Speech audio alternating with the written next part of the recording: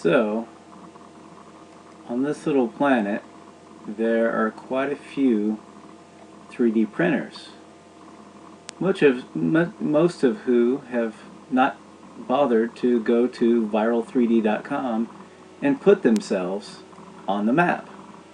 There's SculptCAD. So 3D printers can put themselves on this interactive WebGL Earth if they would get off their butts and go to viralmarketing.com and put their information in there. I've had to do all these by myself.